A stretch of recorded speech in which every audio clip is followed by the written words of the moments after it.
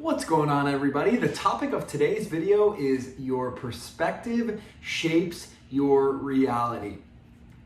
So, one of my favorite quotes by one of my biggest influences in personal, professional, and spiritual development, Dr. Wayne Dyer, once said, if you change the way you look at things, things you look at change. Now, Dr. Wayne Dyer, if you have ever read The Power of Intentions or any of his other books, goes into great depth explaining how that has actually scientifically been proven true through the field of quantum mechanics, because when they are studying things at the subatomic level, depending on who is looking at them, the atoms will change.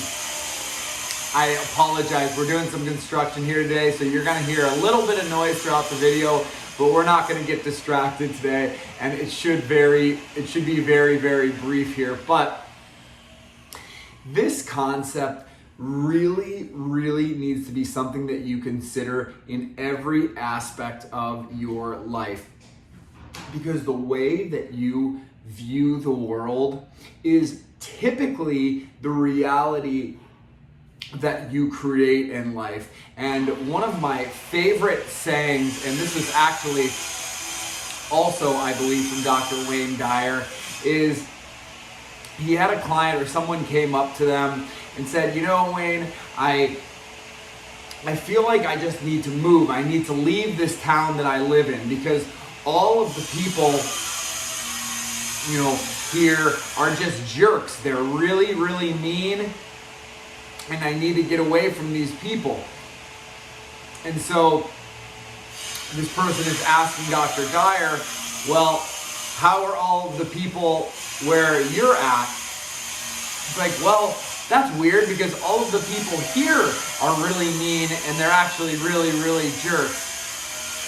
And so this person goes and says, but that's so crazy. I feel like all the people here are so nice, and you live here and whatever.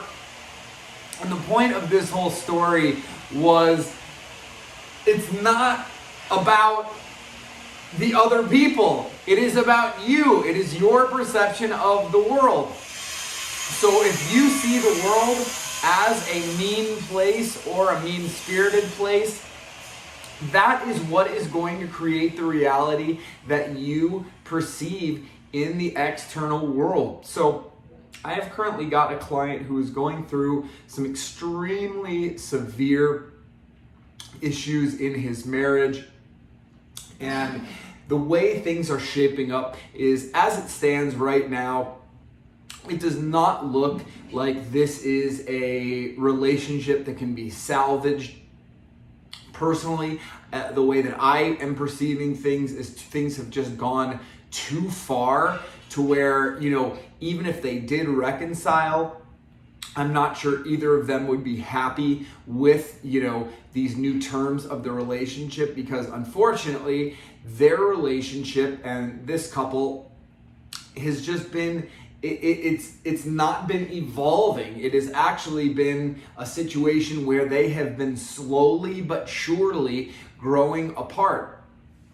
And my client, who is a male, just simply missed all of the telltale signs of his wife's lowering attraction, so the loss of intimacy, spending less time together, being more just content in the relationship, stopping dating his wife.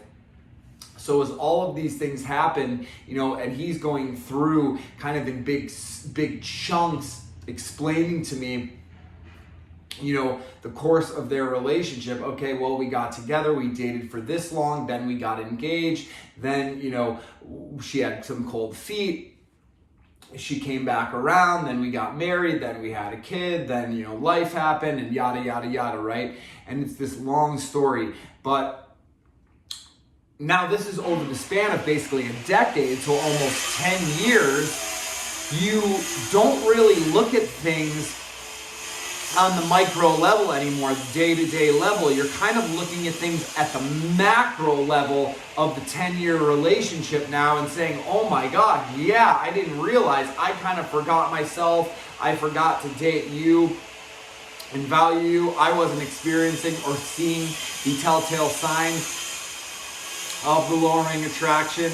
And the reason I'm talking about this story in particular is because I'm trying to get my client in a mental headspace to where he can start digesting coming to terms at least with the potential demise of his marriage, and relationship here. And, obviously, because there's some kids involved in this situation, it's not going to be easy. But luckily, he was smart. He married someone who is not going to be, out to get him when they do split up, or, potentially use the kids as a bargaining tool to get what she wants out of the relationship. And I'm actually, I have, relationships with both of these people that I'm referring to here. So I know both of them. And, I'm grateful for the fact that he does not have to, go through a trying divorce where, again, they're just butting heads, or, this separation where one is trying to get everything from the other one and leave them in, in the wake of the, path that they pulverize through, which is kind of what happened in my relationship and my marriage. But the difference between us, and this is the great thing about being a coach, is that having lived the experience of going through the, oh my gosh, this is the worst experience to ever happen in my life, that was how I perceived it. So that was the reality that was created. I am helping my client keep in the mindset of just think about all of the opportunities that this can present to you. Okay, so this is the end of this, relationship, or the end of this marriage, but what does that mean for you? Are you going to let it, absolutely crush you, or, get you down? Think of things as this huge blow up or blowout, or are you going to use this as an opportunity to grow, as an opportunity to go inward? And in this case, it's to find love again, and not love externally through someone else or through some monetary, or material means. I mean, finding internal true love for yourself that only you can create. That is extremely empowering. And at least in his case, is the things that he needs to do to find that and harness that self-love again is focusing on himself. It's putting all of his time and attention into his children and into himself. So what does that consist of? That consists of taking care of, better care of his physical health by starting to exercise more routinely and work out on a regular basis. That means starting to consume a healthier, more well-balanced diet. That entails starting to take care of his mind better by practicing, meditation and doing things that are going to make his mind feel good. And then the other part of that is creating or rediscovering a social life. So this person that I am referring to here is a very, very social person. Prior to getting into this relationship and marriage, it's just the life of the party. Everybody knew this person. They would see this person out. Just charisma that you can only be born with. Not charisma that can be discovered or learned. But it's like this person just has a big personality. People gravitate towards this person.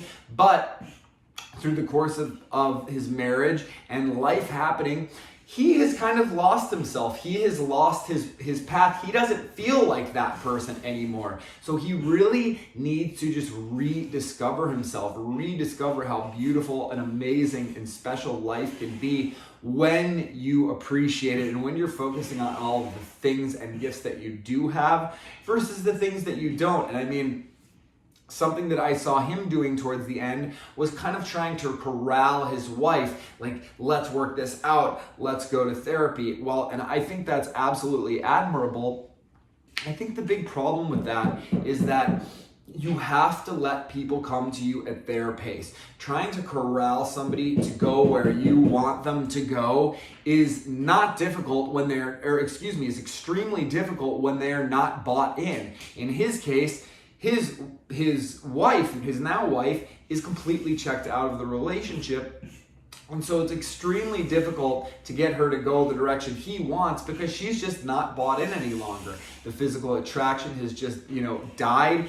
And, in my opinion, both of them are going to benefit from being with somebody new, from having a new experience that is not the one that they are used to in this relationship. And, I kind of describe it like this, is you should look at these types of situations, these types of scenarios, if you're having a problem in your relationship or in your professional life, is look at those as just opportunities for growth, as I mentioned. And are you going to harness those to grow, to become better, to push you to that next level, to help you evolve? Or are you going to let them crush you?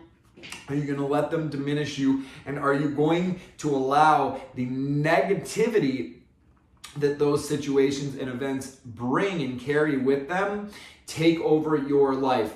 The choice is yours. So I would highly advise you to choose wisely. Make sure your perspective, even on bad situations, is one of growth, one on becoming better than you are today. And again, look at potentially like one job ending or one relationship ending or one friendship ending or a loss, somebody passing away, as a new beginning, as a new opportunity. The death of one thing means that, something new can begin and something else can form.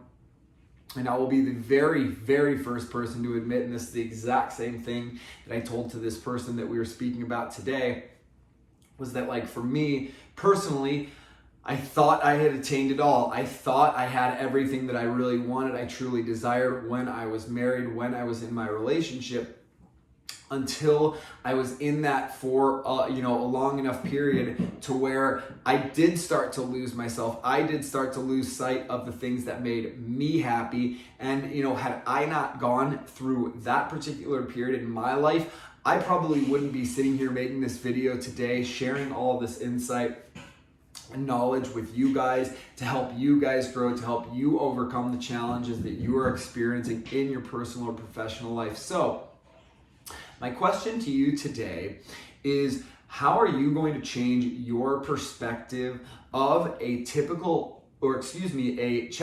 situation that you are dealing with in your personal or professional life? And, what has worked in the past for you? Are you dealing with a situation right now that you've been viewing in an extremely negative light? Let me know in the comments below. What is working? What is not working? Is a potential change in your perspective just what you need to help chart a new path for yourself? I personally believe that it is, which is why I've made this video today for you. And I think that if you can start to view the world as a place of abundance, as a place of positivity, as a place of endless love, then that is the world that you will create for yourself. That is the reality that you will see in the world. So be the change you want to see in the world, and I assure you, your life will improve. So if you want my help with applying this strategy to your life, I would love to hear from you. Head on over to my website at thebalancedalpha.com. Sign up for whatever coaching session works best for you there, But in the words of the famous Dr. Wayne Dyer, change the way you look at things and the things you look at will change. And with that, I can't wait to see you guys next time. Stay balanced, and I will see you guys again soon.